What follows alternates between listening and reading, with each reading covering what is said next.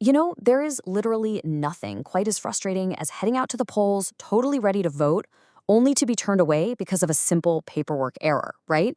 Well, let's dive into this explainer and make sure your voice is actually ready to be heard this election season.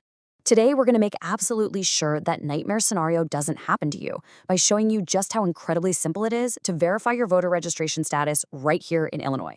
So start by asking yourself this one absolutely crucial question. Are you actually registered to vote at your current address? Seriously, think about it, because showing up on election day with an outdated address on file, yeah, that's a total nightmare scenario. If you go to the wrong polling place or your address doesn't perfectly match those precinct boundaries, you could be forced to cast a provisional ballot. And trust me, that takes extra time and a whole lot of administrative review to count. Or worse, you might find yourself completely unable to vote at all. Nobody wants that. Okay, so here is our ultimate how-to guide for today. We're going to cover 1, why check your status, 2, who needs to check, 3, the step-by-step guide, 4, local versus state portals, 5, troubleshooting and IDs, and finally 6, deadlines and safety nets. Let's get into it. Section 1, why check your status? It's all about database accuracy. Now, you might be sitting there thinking, hey, I registered years ago, I'm good to go, right? Well, maintaining database accuracy is actually a shared responsibility. Take the number 545, for example. Back in late 2019, Illinois experienced an automatic voter registration glitch that literally mistakenly entered 545 non-citizens as registered voters. And of those, 15 individuals were actually able to cast ballots. Crazy, right? Now, state officials did fix the software glitch and quickly resolve the whole shebang, but it just goes to show you that administrative errors really do happen. The primary duty of maintaining these lists does rest with local election authorities, sure, but as a voter, checking your own status ensures that you haven't been affected by any weird system glitches or clerical errors. Moving on to Section 2.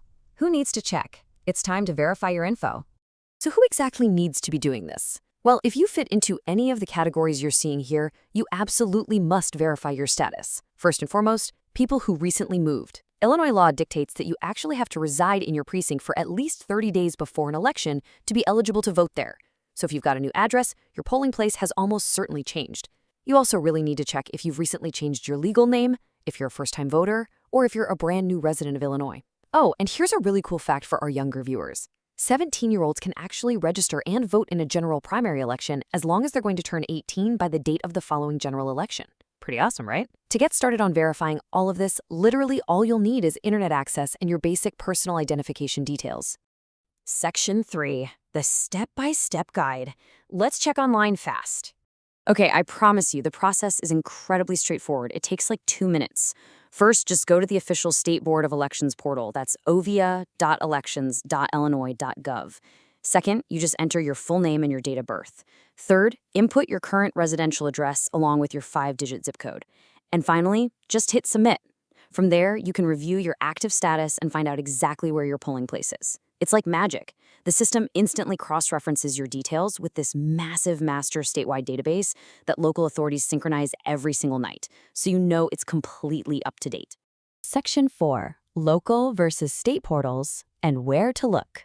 Now, while the state portal at elections.il.gov is absolutely fantastic for just confirming your basic active status and finding your polling place, you should know that localized county portals can offer a whole lot more detail.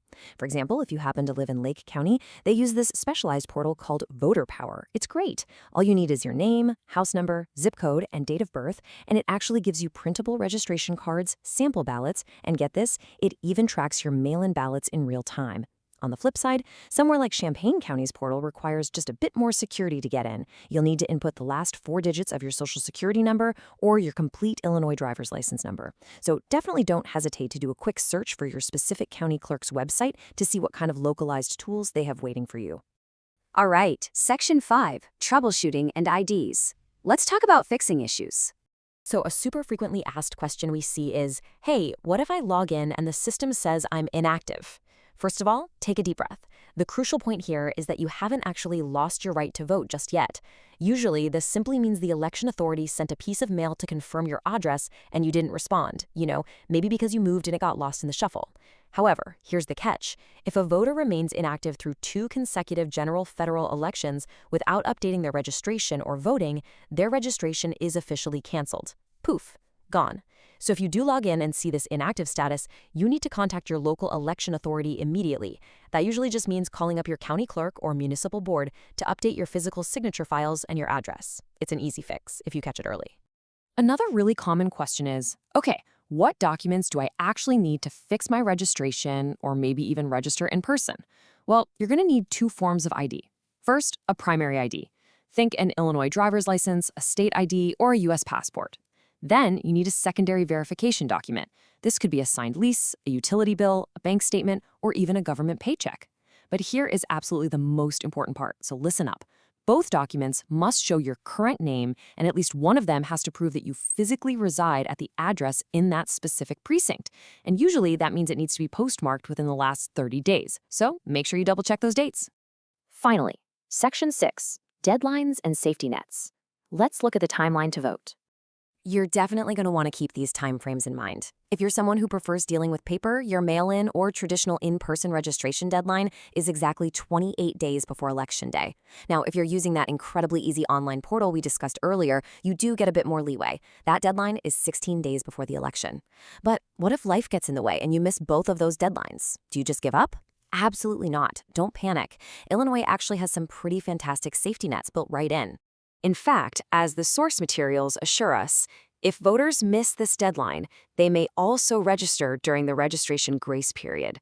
That's right, Illinois offers what's called a grace period, as well as same-day registration. This literally means that even on Election Day itself, the day of the whole shebang, you can still show up at designated polling places, present your two valid forms of ID showing your current address, register on the spot, and cast your ballot all at once.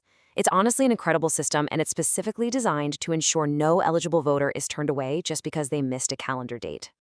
Now, before we wrap up, please note this super important disclaimer. Election laws and procedures are constantly subject to change. They just are.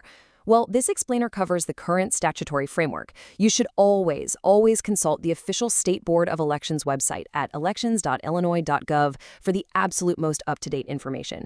And hey, if you ever find a weird discrepancy with your specific registration, your local county clerk is for sure your best resource to get it resolved. Oh, and as a quick fun piece of civic trivia for you, remember that election returns are totally unofficial until they are canvassed and certified, which usually happens in the 2 weeks following the election. The more you know, right? So I am going to leave you with this one final provocative question. Have you checked your voter registration status today? Seriously, don't wait until the last minute. Take 2 minutes right now to check your status online, make absolutely sure your voice is ready to be heard, and then please share this explainer with your friends and family so they can do the exact same thing. Let's make sure your registration is rock solid for Election Day, and hey, be sure to subscribe for more civic-related content just like this. Thanks so much for joining me on this explainer, and happy voting.